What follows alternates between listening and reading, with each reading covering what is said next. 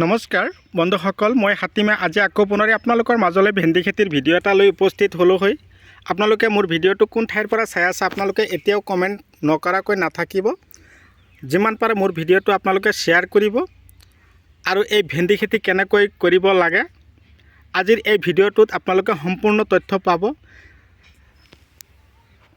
এই খেতি কৰিবলৈ হ'লে কেনেকুৱা ধৰণৰ মাটিৰ প্ৰয়োজন হ'ব, ৰাসায়নিক সাৰ কিমান খটাব লাগিব, গোবৰ সাৰৰ প্ৰয়োজন আছে নে নাই, কিমান ডিষ্টেঞ্চত লগাব লাগিব, ফাৰ্টিলাইজাৰ আমি কি ইউজ কৰিব লাগিব, খেতিত দিয়া বিধানটো কি আছিল, ভেন্দি লগোৱাৰ পৰা আৰম্ভ কৰি কিমান দিন পিছত গছত ফলন দিয়ে, দুটা এটা গছ এনেকুৱা ধৰণৰ যদি ফাংগিচাইড লাগিছে তেনেহ'লে আমি কি ঔষধ স্প্ৰে কৰিব লাগিব, মাটি বেছি শুকাই গ'লে কি কৰিব লাগে, খেতিত জলসিঞ্চনৰ প্ৰয়োজন আছে নে নাই। তো আজিৰ এই ভিডিঅ'টো বলক আৰম্ভ কৰোঁ। আপোনালোকৰ লগত মই ডাইৰেক্টলি কথা পতাটোৱে ভাল হ'ব। মোৰ ভিডিঅ'বিলাক আপোনালোকে কোনো ধৰণৰ এডিট নাপাব। মই চিধা ভিডিঅ' কৰিছোঁ, যদি ক'ৰবাত ভুল ত্ৰুটি হৈছে আপোনালোকে শুধৰাই লৈ আগবাঢ়ি যাবৰ কাৰণে সুবিধা কৰি দিব। এই ভেন্দি খেতি কৰিবলৈ হ'লে আপোনালোকে ওখ মাটিৰ কোনো প্ৰয়োজন নাহিব। ধান কটাৰ পিছত আমালোকে ধান কোনবিলাক খেতিত কৰোঁ লক্ষ্য কৰিব। ধান যিবিলাক খেতিত আমি কৰোঁ সেইবিলাক মাটিত যদি আপোনালোকে ভেন্দি খেতি কৰিব পাৰে আপোনালোকৰ ভেন্দিৰ প্ৰডাকশ্যন অতিকৈ বেছি হ'ব। তো এটা কথাই আপোনালোকক কৈছোঁ কি, জলকীয়া আৰু ভেন্দি এই দুটা খেতি কিন্তু আচলতে যিটো খেতিত ধান কৰা হয় সেইটো খেতিত কৰিব লাগে। আপোনালোকে ওখ মাটিত যদি জলকীয়া কৰিম বুলি ভাবিছে তাৰ আগমূৰত অকণমান ধান খেতি কৰি চাব। বড়ো ধানেই হওক, শালি ধানেই হওক, এনেকুৱা ধৰণৰ ধান খেতি কৰাৰ পিছত আপোনালোকে সেইটো খেতিত কৰিব। তাত মাটিৰ যিটো গুণাগুণ অকণমান নষ্ট হৈ যায়, আমি ৰাসায়নিক সাৰ খটাই আমি কি কৰি আছোঁ, এই মাটিবিলাক নষ্ট কৰি আছোঁ। তেতিয়া ধান খেতি কৰি মাটিৰ গুণাগুণ অকণমান ভাল হৈ আহে, তেতিয়া সেইবিলাক খেতিত আকৌ সুন্দৰ উৎপাদন হয় খেতিত। তো আপোনালোকে ধান কটাৰ পিছত মাটি ধুনীয়াকৈ হাল মাৰিব। First time, second time, third time, তিনিবাৰ হাল মৰাৰ পিছত চতুৰ্থবাৰ হাল মৰাৰ আগত প্ৰতি বিঘাত super phosphate 50 kilo, potash 15 kilo, urea 15, DAP 15 ধুনীয়াকৈ সিঁচিব। প্ৰতি বিঘাত এটা লক্ষ্য কৰিব, চূণ সিঁচিব কমেও 5 কিলো বা 7 কিলো, বেছি দিয়ক কোনো ক্ষতি নাই। 5 পৰা 7 কিলো মই এটা লিমিট দিলোঁ, তো ওপৰত দিলেও কোনো ক্ষতি নাই। আকৌ হাল মাৰিলে ময়ালে ধূলিময় কৰিলে, যদি খেতিত ৰস কম হৈ আছে বা মাটিত, তেনেহ'লে আপোনালোকে খেতিত একদম পূৰা দমে পানীৰ যোগান ধৰক।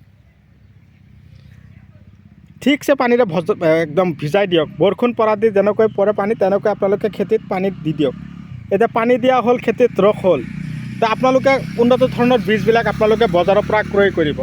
আপোনালোকক যিটো খেতি দেখুৱাই আছোঁ আৰু এইটো খেতিত কি ধৰণৰ বিধান দিয়া হৈছে তাৰ আগতে আপোনালোকক কৈছোঁ, যদি আপোনালোকে মোৰ চেনেলৰ নতুন ভিউৱাৰ্ছ হিচাপে আছে তেনেহ'লে চেনেল এতিয়াও যদি আপোনালোকে ছাবস্ক্ৰাইব কৰা নাই তেনেহ'লে ছাবস্ক্ৰাইবটো কৰি দিয়ক, কাষত থকা বেল ঘণ্টিটো বজাই দিব, যাতে এনেকুৱা ধৰণৰ উন্নত খেতিৰ ভিডিঅ'বিলাক আপোনালোকে পাই থাকে। আপোনালোকেও যাতে এনেকুৱা ধৰণৰ খেতিৰ ভিডিঅ' চাই আপোনালোকেও খেতি কৰিব পাৰে। এটা কথাই কওঁ কি, আমাৰ আপাৰ উজনি, নামনি, উজনি অসম, আমাৰ নামনি অসম, এই উজনি আৰু নামনি অসমৰ মাটিবিলাক খেতিৰ বাবে বহুত ভাল, চব্জি খেতিৰ কাৰণে। কিন্তু কথা হ'ল আমি খেতি কৰিব পৰা নাই। এই কথাটোত মই আপোনালোকক ডাইৰেক্টলি কুৱেশ্যন কৰি দিলোঁ। মই এটা, আমি খেতি কৰিব পৰা নাই, কিয় নোৱাৰে? আপোনালোকে নিজকে কুৱেশ্যন কৰক যে আমি কিয় কৰিব পৰা নাই। আপোনালোকে খেতি কৰিব পৰা হ'ব লাগিব, আপোনালোকে খেতিৰ ওপৰত মনোযোগী হ'ব লাগিব। মই হাতীমে আপোনালোকক কথা দিছোঁ, আপোনালোকৰ দিশা পৰামৰ্শ খেতিৰ কাৰণে কি লাগে মই আপোনালোকক A to Z ধৰিম। কেৱল আপোনালোকে 7002163162 এইটো নাম্বাৰত যোগাযোগ কৰিব। আপোনালোকৰ খেতিৰ কাৰণে পোকৰ ঔষধৰ প্ৰয়োজন হৈছে, মই আছোঁ।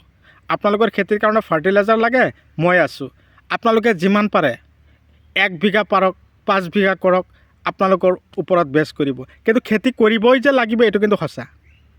আপোনালোকৰ মাটিবিলাক ইমানেই ভাল গুণাগুণ, মই একদম পূৰা ভিজিট কৰিবলৈ গৈ চাই আহিছোঁ।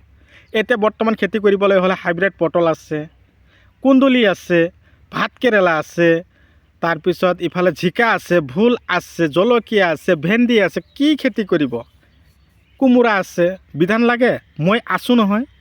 আপোনালোকক মই এই অলপ আগতে যিটো নাম্বাৰ দিলোঁ এইটো নাম্বাৰত হোৱাটছআপ কৰিব, যোগাযোগ কৰিব।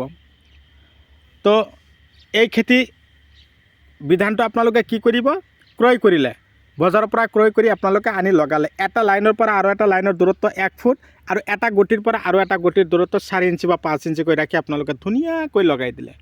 পোখা মাৰিলে, গজালি মাৰিল, তেতিয়া আপোনালোকে উন্নত ধৰণৰ ঔষধ পোকৰ ঔষধ স্প্ৰে কৰি দিব। ধৰক আজিকালি প্ৰস্পেক্টৰ, তাৰপিছত ডাষ্টাৰ, শ্বৰ্ট, লখণ্ডি এনেকুৱা ধৰণৰ ঔষধবিলাক আপোনালোকে স্প্ৰে কৰিব।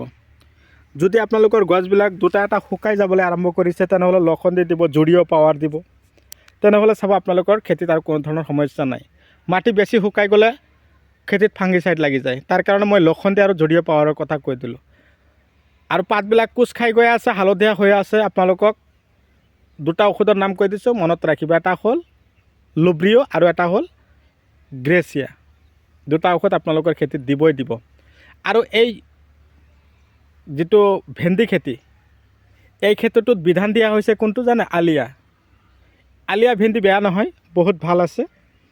চম্পা আছে, চামেলি আছে, যোৰা বলত আছে, কহিনুৰ, এনেকুৱা ধৰণৰ ভেন্দিৰ বীজ আপোনালোকেও লগাব পাৰিব। ভেন্দি খেতিৰ লাভালাভ যথেষ্ট পৰিমাণে আছে। কেৱল আপোনালোকে গুৰুত্ব সহকাৰে খেতি কৰি যাব, আপোনালোকে বহুতখিনি আগুৱাই যাব পাৰিব। তো দেৰি নকৰি আজিৰ ভিডিঅ' মই এইখিনিতে সমাপ্ত মাৰিছোঁ। পৰৱৰ্তী ভিডিঅ'ত পুনৰাই লগ পোৱাৰ আশাৰে ধন্যবাদ।